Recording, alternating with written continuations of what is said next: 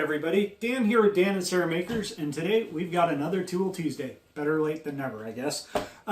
So anyways, today I am kind of doing we'll do a three-part video, I believe, but I am going to start getting into drywall tools.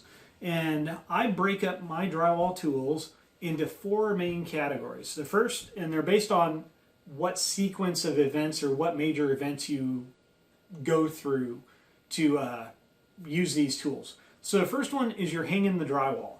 So I carry a certain amount of tools for hanging drywall. The second section of tools, or after you get all your drywall hung, the second step or process is taping and mudding. So that typically involves putting on quarter bead and trim pieces like that. The third section is sanding, which is the most miserable part of the work, in my opinion, and probably a lot of people's opinions. And then the fourth one is texture. So I've got a good amount of tools in all those categories. Sanding, not so much. I've got a few specialty things, but I don't have like a power sander and all that kind of good stuff. I rented one of those in the past, and it was absolutely miserable. I could not stand using that thing, so I basically went back to hand sanding. So that shows how bad my experience with the power sander was. It was an old Porter cable. I think the new ones are a lot nicer, but I have yet to use them. So if I ever get to that point, you guys will be here to see. But we're going to start out with the hanging tools. Those tools are the ones that you're cutting the rock after it comes off and gets stocked into the building. You're cutting it, you're installing it, and you're getting ready for the tape guys to come in behind you. So in this particular video, we are going to look at another nail bag video. Sweet. That happens to be, or is, my best viewed video so far on YouTube, which is really, really strange. So thank you if you've watched it. Thanks. If you haven't, check it out. It's well beyond my wildest dreams so far, which is really weird. So anyways, this is my setup for hanging drywall. I used to use my regular Oxylite, the green corridor nylon Occidental leather bags, but eventually I got to the point where I was swapping tools out. Those weren't quite set up right for hanging drywall, so I invested in a set of actual drywall hanging bags. You'll have to forgive me, I'm not positive if this is a left-hand specific bag here. It may be. I think Occidental does make left-hand specific bags. So I think this one is, but I'm not 100% positive off the top of my head. I'll get some additional tools out here and set them here because we're going to talk about a bunch of these. And all right, so we're going to start where my left hand would be, left front. I've got my hammer. This is a Vaughn, and it is pretty basic. They haven't changed the drywall hammer too much. This obviously is a wood handle, and they have this nice little tomahawk head here. I'm not 100% sure why they still use these. This flat edge, it's okay for scraping along the rough edge of a drywall sheet after it's been cut every now and again, or if it's got a little bit of a nub or something. But honestly, if you're trying to push a sheet into a corner and it's stuck, doing this to trim the corner off is not a good idea. You're going to make a lot of enemies when it comes to the mudders that have got to try and repair that corner that you've hatcheted out. A chop job, a hack job, basically. The face of the hammer here, if you look, it's got a waffle impression. It's pretty smooth overall. It's not spiky. That waffle helps you grip the nails as you drive them, obviously. It's also got a convex surface, which is domed out. So as you're driving the nail into a sheet of drywall, it will actually produce a concave indentation, which can then be filled with drywall mud to cover the fastener head. You'll also notice at the top of the hammer here, it's very flat, because typically nowadays you're only going to be driving nails at, say, the top of a panel. So as it gets raised into place, you drive your nails, and a lot of times they'll pre-start the nails. They'll just get them stuck into the face paper, lift the panel up, hold it, and then you'll drive 2 or 3 nails across the top and sink those to hang the panel, and then you'll come back and screw the panel off. That flat edge there is so that you can actually drive the nails closer to the ceiling or an intersecting corner without creating a huge number of like gouges in the ceiling or corner. So that's the Drywall Hammer. They make steel shank, they make fiberglass. This one's wood, it works just fine. I carry a drywall knife. This particular one, it may not be the best one out there. They make drywall knives where there's a little bail or metal loop that flips up and you can unscrew and screw it in and open your knife up and access the blades, the replacement blades in the handle without needing a screwdriver. I just haven't really come across those particular ones in stock at a store whenever I'm thinking about it. I do carry a Phillips screwdriver, which I can use to get it out. I also can get a 16 penny nail and stick the head in here and use it like an Allen wrench and unscrew it. The other thing is I also carry a little diamond hone, and this is made by Smith's, plural, and I got this at Lowe's, and I think they're around $15, $16, somewhere around there, and it's a two-sided diamond hone. It's got fine on one side and coarse on the other side. Anytime a knife starts getting caked up with gypsum or it starts rolling the face paper as you're cutting, you just pull this out. You do that, and in my opinion, this blade is almost as good as new. Gypsum is really tough on stuff. It dulls tools very quickly, and to change out a utility knife blade constantly, every time it gets dull or it starts sticking to the paper and peeling the paper off, that's a quick, easy, and inexpensive way to get your blade up to snuff. I've actually sharpened these to where it goes back and up, and the blade is actually much narrower on the exposed end than it is on the handle where I haven't sharpened it. So, like I said, it's a lot faster than taking your knife apart, even if you did have that little tool-free bail on it. I carry a couple pencils that are in a little pouch on the inside here. I just showed you our diamond hone. I do carry a pair of snips, which are handy. Every now and again, it will kind of overlap with installing corner bead. I'll probably still wear these as I install corner bead. So a pair of snips is really nice for cutting your corner bead, whether it's a metal or a plastic corner bead.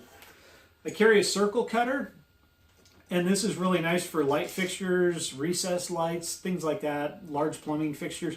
Anything where you need to cut a circle, you basically figure out what your radius is from the center of your circle to the outside edge.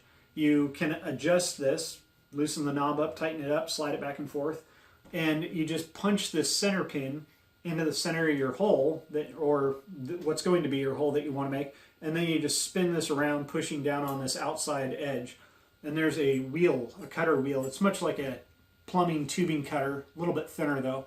And that'll cut through the face paper at about a 1/4 inch deep into the drywall. So that's a nice way of getting a good, accurate scored cut on your drywall. Some guys will score it, and then they'll use their hammer and they'll just hit it, and they'll knock that plug out the back side of the panel if they cut it on the front. I don't personally approve of that method, but some people do. It's fast, it craters the backside out horribly, so you've got a larger area. If you've got a 6-inch diameter hole, you've probably got an 8 or 9-inch diameter crater on the back that's very, very thin. So I wouldn't recommend it. I carry a Rasp, and there are a couple different styles. I've basically got like 3 generations of this Rasp. I carry it in this loop here, which is nice because any of the gypsum that gets in here will fall out the end, and it won't fall into your bags. This one has an open end on it, as you can see, so any of the dust or gypsum can fall out the end, which is nice. There's another style where it's completely enclosed on the end. Not so nice. Basically, this whole area here fills up with dust, and it just sits in there. This one, even though it's an open nose, has a screw on the back for tightening up this planer blade. This one has a thumb screw. So this one is tool free. This one requires a tool. So there's pros and cons of these two here. This one is the better of the two worlds in that it's got a tool free adjustment on the back here, and it's open on the nose. Now, one thing about these rasps to consider is that these blades here, this one I've got, it's cracked, it's broken. This metal is very hard on this rasp section, and they do crack and break and snap because they're under tension most of the time. You can buy replacement blades. They cost maybe 50 cents less than the entire assembly of a new blade and a new handle. So unfortunately, you're kind of stuck. You know, do you spend almost the same amount on just a blade, or do you get the whole thing with the handle? Now, as far as a saw, as I said in the past, you know, everybody's going over these big rubber, plastic, chunky, grippy type handles. I actually like that in a drywall saw, and this is what I use to finish off circles after I've scored them. I'll use this to cut around. I also use it for cutting receptacles and things like that out. I've got a couple different styles of saw. This one I think is the oldest that I've got, and it's the chintziest and cheapest. It is designed to cut on the push. It's very dull. It's very inexpensive. It's a home base saw. So for those of you who remember pre-Home Depot, pre-Lowe's, Home Base was the big company. So I've got 3 different styles of these really aggressive types of keyhole saws. Some blades, like this one here, this shark saw, it has a narrower blade, so it can cut tighter radiuses. The way the geometry of these blades are angled, these are all triple ground blades or teeth.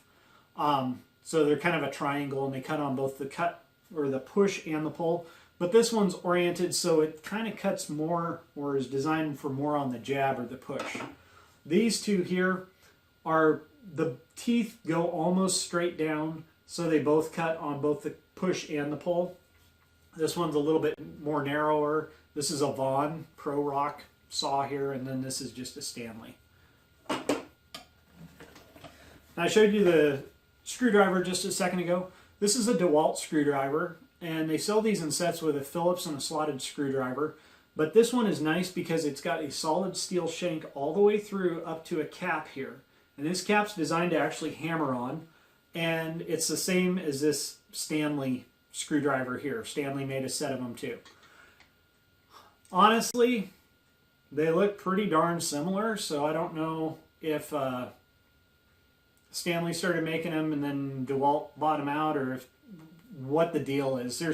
There's some kind of inside stuff going on with like Home Depot and Lowe's on how they have tool manufacturers make tools. I think they kind of call the shots, honestly, nowadays. For the longest time, DeWalt only made power tools, and then all of a sudden DeWalt started making hand tools, and then lo and behold, Milwaukee starts making a full range of hand tools, and they immediately stock the whole range at Lowe's or Home Depot, and they swap back and forth. So if DeWalt doesn't like Lowe's anymore, then they sell them at Home Depot, and vice versa. And the Bessie clamps that Home Depot had are now sold at Lowe's, and because DeWalt's sold at Home... I'm getting off on a rant here. Sorry. Anyways, in the fastener bag, I do carry a chalk line. They're messy, but I carry them. If I'm doing a lot of nail work and screw work, I'll carry the screws in the bigger inside pouch. And obviously you're going to be carrying either a coarse thread or a tight thread, depending on if you're going to steel studs or wood. And then what gauge stud you're going into, whether it's a sharp points fine thread screw or a self-drilling fine thread screw for studs. Or if you're doing 1 1/4 or 1 5/8 coarse thread screws.